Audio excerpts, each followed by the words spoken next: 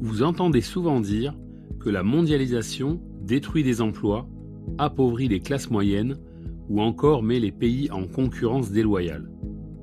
Mais est-ce vrai? Et surtout, quel est l'impact réel de la mondialisation sur votre pouvoir d'achat, vos impôts, votre salaire et vos investissements? Aujourd'hui, nous allons prendre un peu de recul, revenir aux faits et analyser la mondialisation du point de vue de votre portefeuille.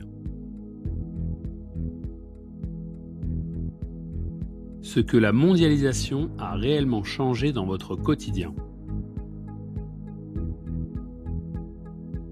La mondialisation a un effet massif mais invisible. Elle fait baisser les prix, parfois de 30 à 80%. Téléphones, vêtements, électroménagers, meubles. Si tout était produit localement, vous paieriez vos biens beaucoup plus cher. C'est le premier impact direct, du pouvoir d'achat supplémentaire sans que votre revenu augmente. Les économistes estiment que pour un ménage français médian, la mondialisation représente entre 1 500 et 3 000 euros de pouvoir d'achat par an. Et oui, ce bonus n'apparaît sur aucun bulletin de salaire. Les métiers qui gagnent et ceux qui perdent. La mondialisation redistribue les cartes. Certains secteurs en profitent clairement. Technologie, ingénierie, finance, logistique, design et marketing, services exportables. D'autres sont mis sous pression. Textile, industrie bas de gamme, production standardisée. Mais attention, la mondialisation crée plus d'emplois qu'elle n'en supprime selon l'Organisation de coopération et de développement économique, OCDE. Simplement, elle change où se trouvent les emplois. Moins en usine, plus dans les services. Et surtout, elle crée beaucoup d'emplois indirects grâce au prix bas. Le grand malentendu sur les salaires. Vous avez déjà entendu, la mondialisation bloque les salaires. C'est faux.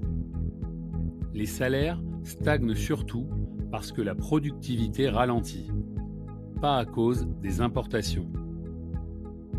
En réalité, les métiers à forte valeur ajoutée gagnent plus grâce à la mondialisation. Les métiers peu qualifiés sont exposés à la concurrence. Cela signifie une chose: la mondialisation récompense la montée en compétences. Ce n'est pas une fatalité économique, mais un enjeu de formation. Pourquoi les prix bas sont un transfert massif vers les ménages? Imaginez un monde sans mondialisation. Smartphone à 3 000 euros, t-shirt à 40 euros, meubles à 4 fois le prix, électroménager 2 fois plus cher. La mondialisation agit comme une baisse d'impôts qui ne dit pas son nom.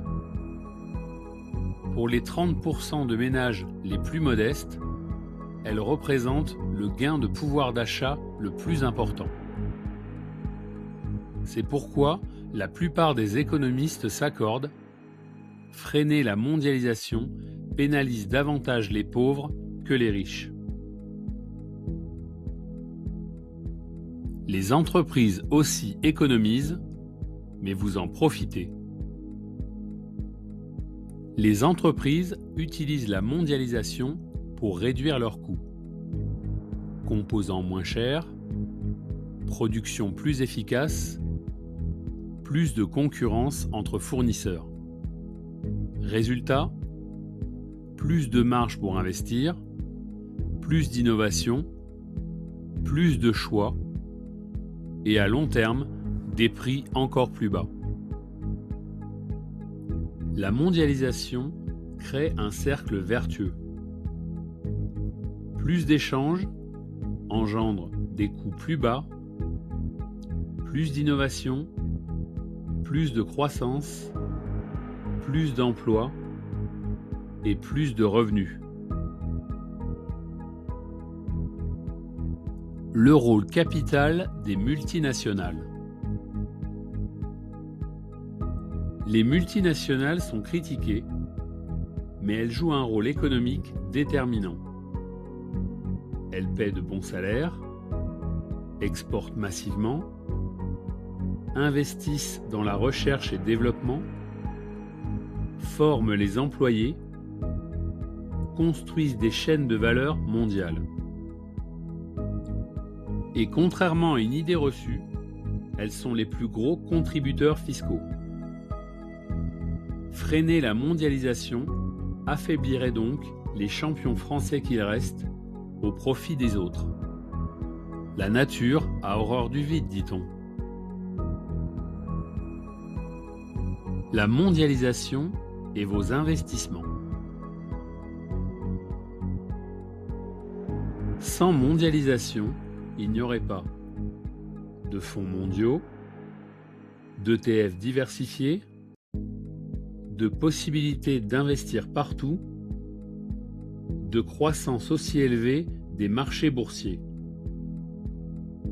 La croissance des marchés depuis plus de 40 ans est en grande partie liée à la libéralisation du commerce. Autrement dit, sans mondialisation, vos performances boursières seraient très inférieures. Alors, qui perd vraiment ?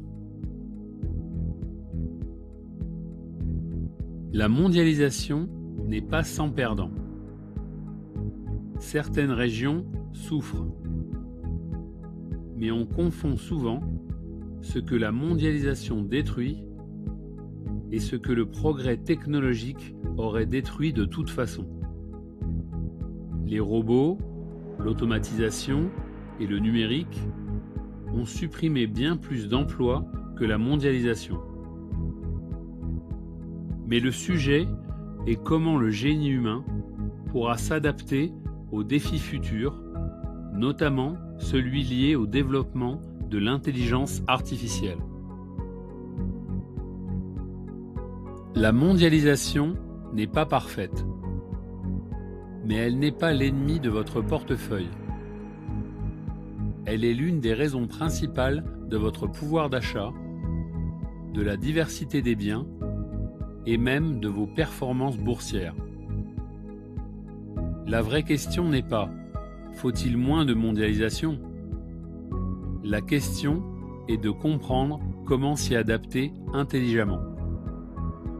Diversifier ses revenus, investir, développer des compétences rares et anticiper les risques liés aux chaînes d'approvisionnement mondiales.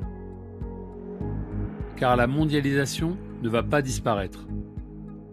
Mais vous pouvez décider si vous en êtes la victime ou l'acteur. Merci d'avoir regardé cette vidéo. Commentez-la, partagez-la, mettez un like et surtout abonnez-vous à Econosphère pour ne rien manquer afin de voir, comprendre et décider. Merci à vous, à très bientôt.